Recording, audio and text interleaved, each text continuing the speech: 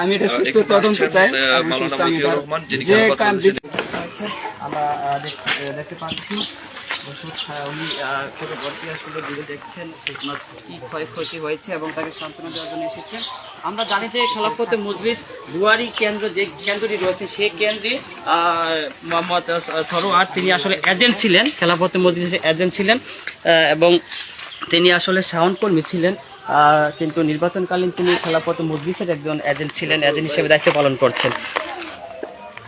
নির্বাচনের একদিন পরপরই যেতে না যেতে আসলে এই ঘটনাটি ঘটে।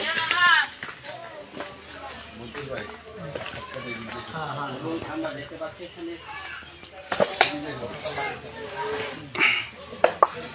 নির্বাচনের পরে এমন সহিংসতা হবে, একজন মানুষের ঘর বাড়ি তার যা কিছু ছিল এখানে সব জ্বালাই দিবে, আমরা এমন আশা করি নাই। 5 আগস্টের পরে নতুন বাংলাদেশে নির্বাচনের সহিংসতা একজনের সমর্থন করতেই পারে, এটা তো গণতান্ত্রিক অধিকার।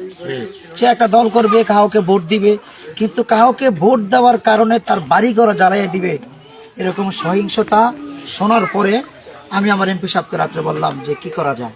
সকালবেলা আমরা দলীয় ফোরামে খেলাফত মজলিসের কেন্দ্রীয় চান্দিনার 10 দলীয় অফিসে আমরা বসলাম কি করা যায়। সাথে সাথে এমপি সাহেব বললেন আমরা সরাসরি সরেজমিনে যাব, দেখতে যাব, ওনাকে সান্ত্বনা দেবো এবং ওনার এমপি সাহেবের পক্ষ থেকে ওনার পক্ষে আমরা একটা বাজেট দেবো ইনশাল্লাহ। আমরা তীব্র নিন্দা জানাই, তীব্র প্রতিবাদ জানাই। এরকম সহিংসতার চেহারা আমরা চান্দিনাতে দেখতে চাই না। যারা এই ঘটনা করেছেন 15 দলীয় এজেন্ট, দেয়ালগুড়ি এজেন্ট ছিলেন, তার বাড়িতে সুপরিকল্পিত ভাবে আগুন লাগানো হয়েছে। আমরা বলবো 11 ঘটে তখন কি আপনারা এই বাড়িতে কেউ ছিলেন কিনা এবং কিভাবে ঘটে, আর আপনাকে কি হুমকি দিয়েছিল একটু আপনি খোলাসাভাবে যদি আমাদেরকে বলতেন।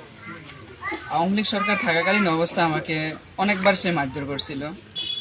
গত রানিং যে ইউপি নির্বাচনের সময় আমাকে এজেন্ট থাকার কারণে আমাকে 1 মাসে আমি 9 দিন হসপিটাল ভর্তি ছিলাম।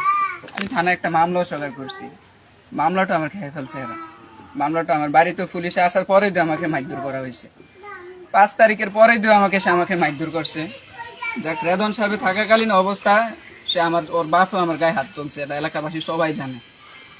আপনার এটা কি মানে নামটা একটু যদি বলেন। ফরহাদ আর ফরহাদের বাবা আমাকে 5 তারিখের আগে হাত তুলছিল। যাক, আমি শানবের কর্মী ছিলাম, এখন শানবের কর্মী আছি। আমি নির্বাচন করার জন্য বাড়িতে আসছি, আসার পরে যে আমাকে রাস্তায় দেখে বলতেছে যে 12 তারিখ থেকে আমি এলাকায় থাকতে পারবো না। সে আমাকে যেখানে পায় সেখানে কুত্তার মতন পিটাইবো, দরকার প্রয়োজনে সে জবাই করবো। এলাকা তো আগে তো আওয়ামী লীগ থাকাকালীন অবস্থা এলাকা মাঝে মাঝে আসতে পারছি, এখন তো এলাকাও আসতে পারবো না। আমি ফরহাদ কোন দল করতো এবং কার অনুসারী ছিল এবং তার গ্রামের নাম কি? সে আগে সাবেক ছাত্রলীগ ছিল, পরবর্তীতে রেদন সাহেব যখন নমিনেশন পাইছে তখনকার সে রেদন সাহেবের কর্মী হিসাবে ছিল। সে আমার পাশের বাড়ির আমার জ্যাঠাতো ভাই হওয়ার সম্পর্কে। পরবর্তীতে আমি এলাকার সবাই জানাইছি যে এরকম সে আমাকে হুমকি দিতে আছে। পরে আমাদের ছাত্রদল সভাপতি শরীফ খান ভাইকে আমি জানাইছি, এমনকি ভিডিওগুলো আমি পাঠাইছি সে যে আমাকে হুমকি দিত এগুলা। পরে তুমি টেনশন করো না, নির্বাচন পরে আমি এগুলা দেখবো। রাত্রেবেলা আমি শুয়ে রয়েছি, রাত্রেবেলা আমার ঘরের সামনে আইসা বলতেছে এখন তুলে নিয়ে যাবো, কে কি করতে পারবো দেখবো। ওই দিনকার রাতে নির্বাচনের 3-4 দিন আগে আমার বাড়ির সামনে এখানে আইসা, তাও আমি এলাকার সবাইকে জানাইছি আর চাষা ভাইকে আমি জানাইছি যে আমাকে এগুলো বলতেছে। তুমি টেনশন করো না, নির্বাচনের পর আমরা এটা সমাধান দেব। গতকালকে চোখের সামনে আমার চোখে সব স্বপ্ন যা ছিল সব শেষ।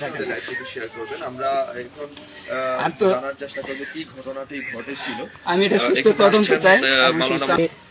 এই নিউজটি দেখার পরে তাৎক্ষণিক একটা চিন্তা করছি, আমি সকালে আমাদের দলীয় প্রোগ্রামে আলোচনা করে আমি যেখানে ঘটনা হয়েছে সেখানে আমি স্বয়ং উপস্থিত থাকব, বিষয়টা দেখব।